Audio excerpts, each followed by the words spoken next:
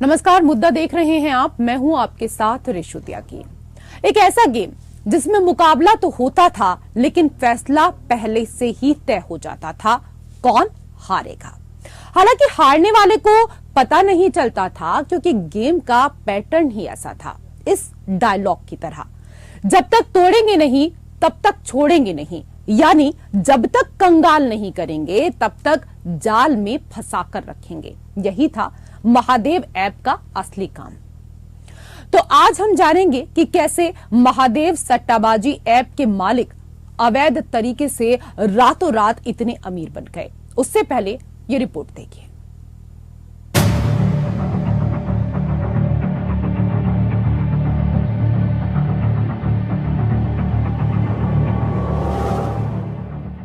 घोटालों में घोटाला कह लीजिए या फिर महाघोटाला।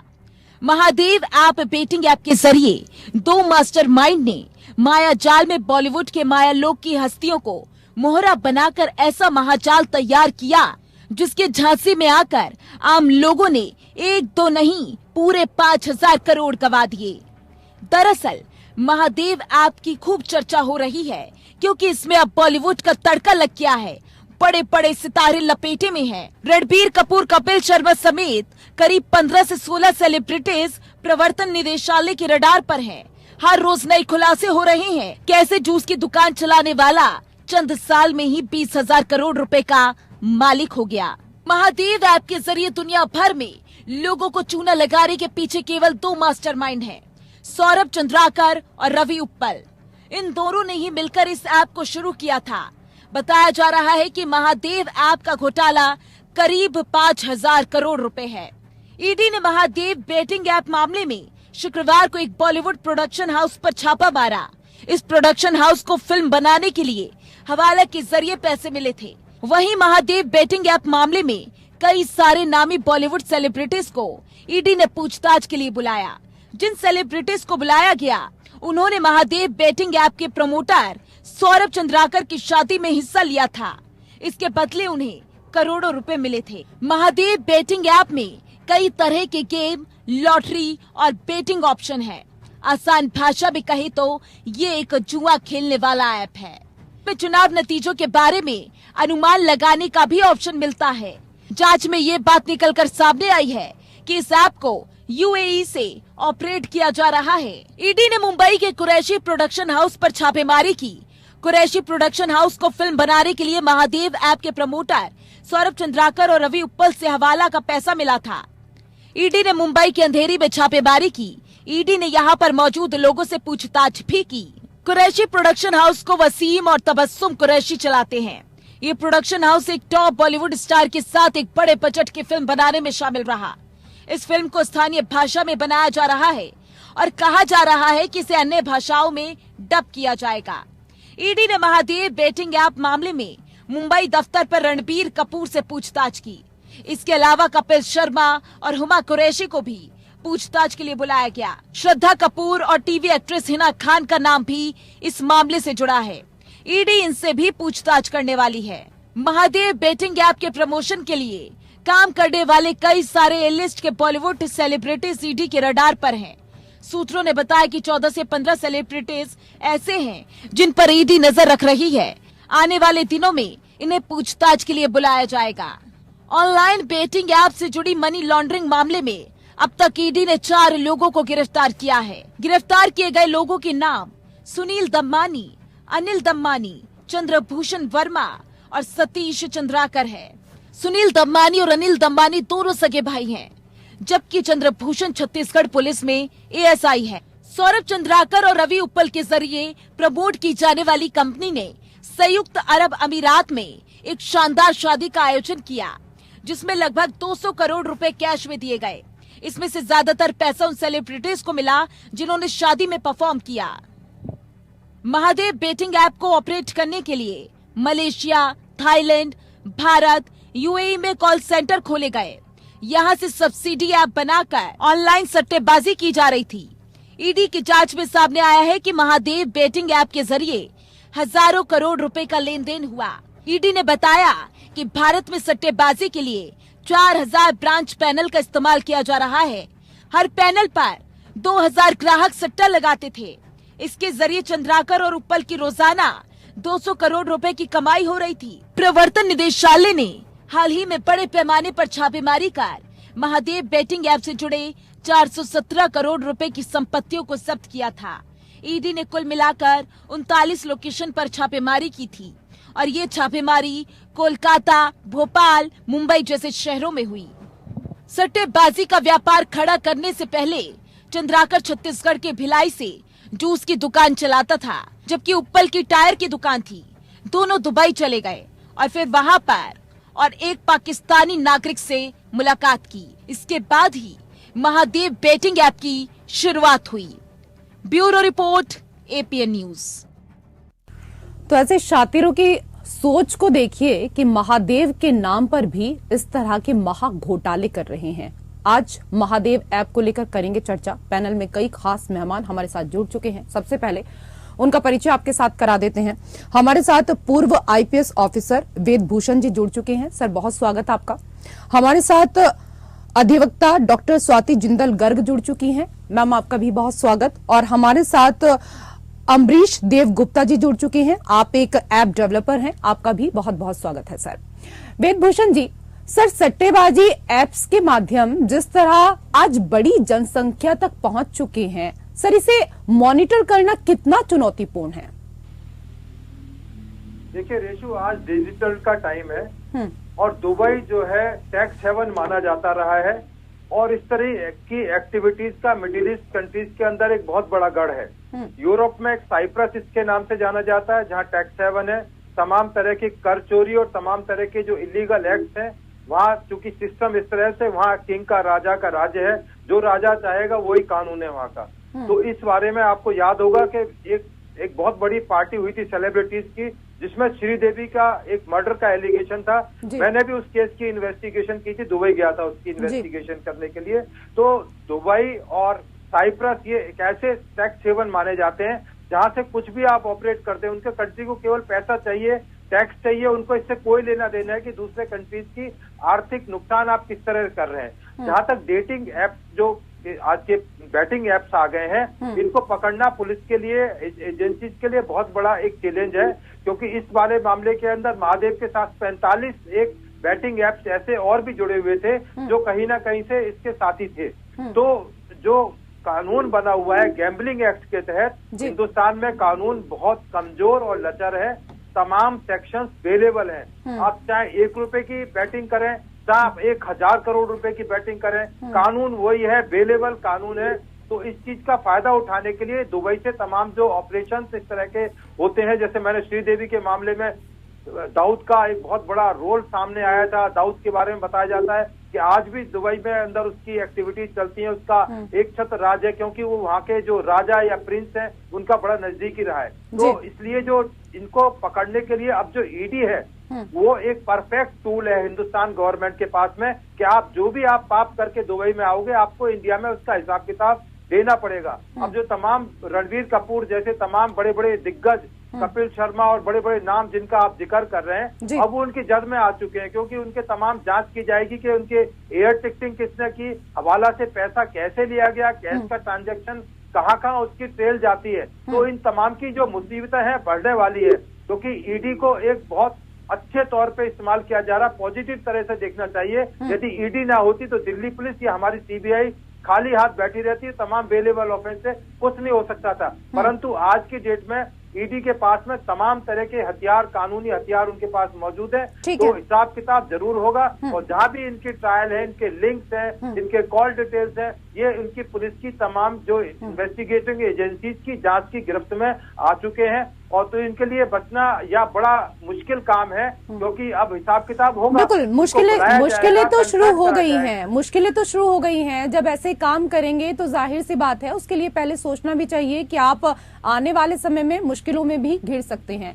लेकिन अम्बरीश जी, जो ऐप लॉन्च होते हैं सर, उसमें उनके प्रकार की भी घोषणा की जाती है, जैसे ये किस लिए है और इनका क्या पैटर्न है।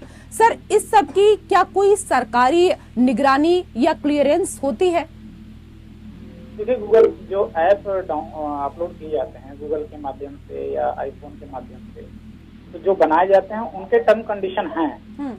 वो अपना पूछते हैं कि आप इस ऐप के माध्यम से क्या करने वाले हैं। तो गेम ऐप के जो भी रूल्स होते हैं वो फॉलो करते हैं।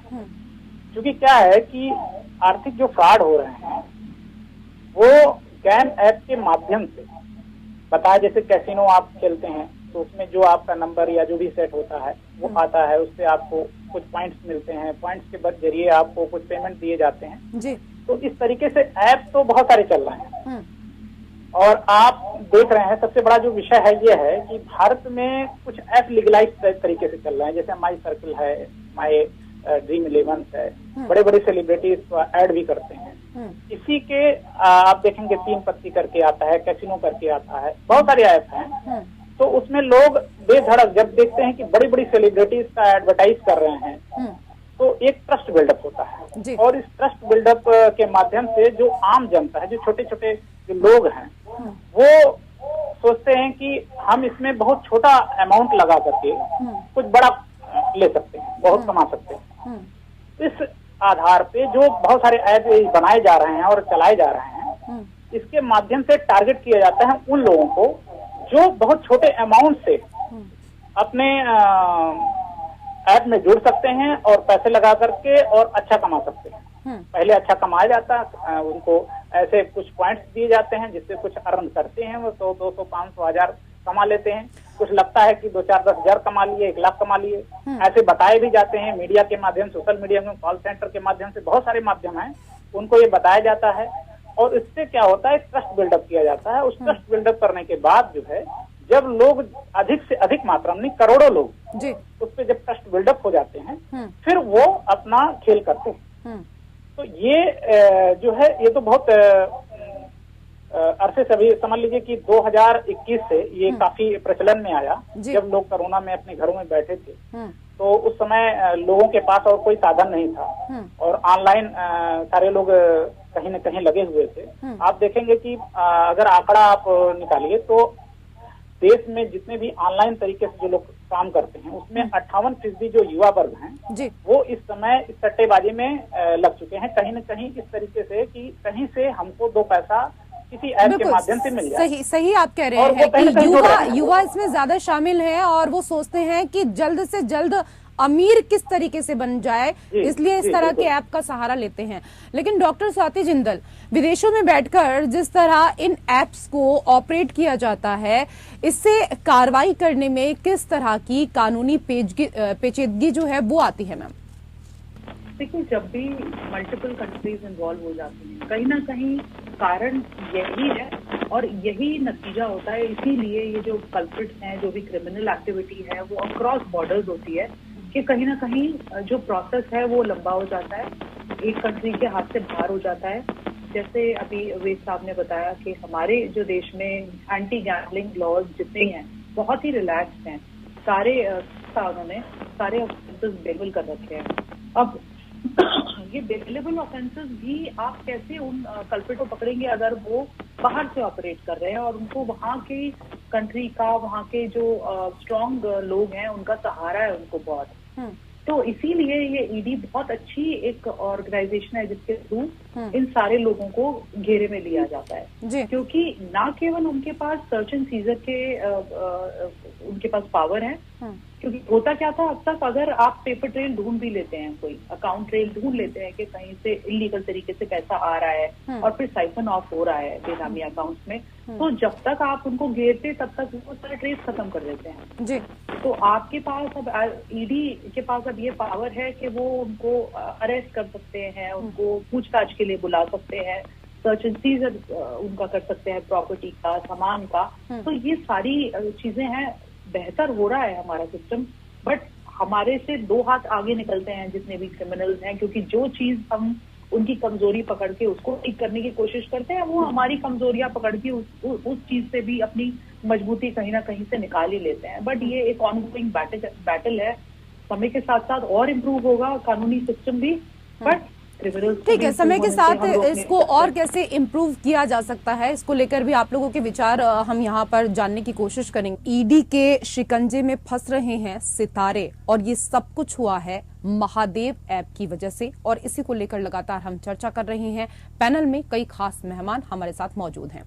वेदभूषण जी, सर, यूएई में बैठकर सौरभ चंद्राकर और रवि उप्पल पुलिस ब्यूरोक्रेट्स पॉलिटिशियन का एक नेक्सस तैयार कर महादेव बैटिंग ऐप को हिंदुस्तान में ऑपरेट कर रहे थे। सर, अपराध की एक पूरी श्रृंखला इस मामले से जुड़ी है, लेकिन ये सब कुछ होता रहा इतने टाइम से। देखिए रेशु, मैं आपके जो व्यूअर्स हैं उनकी जानकारी के लिए बता रहा हूं कि हमारे यहाँ ये एक ऑफेंस है, परंतु कुछ कंट्रीज टैक्स हेवन है और वहाँ ऑफेंस नहीं है। मैं आपको एग्जाम्पल के तौर पर बताऊं कि हिंदुस्तान का तिरंगा झंडा को जलाने पर, उसकी अपमानना करने पर यूके के अंदर, यूएसए के अंदर, कनाडा के अंदर कोई कानून नहीं है।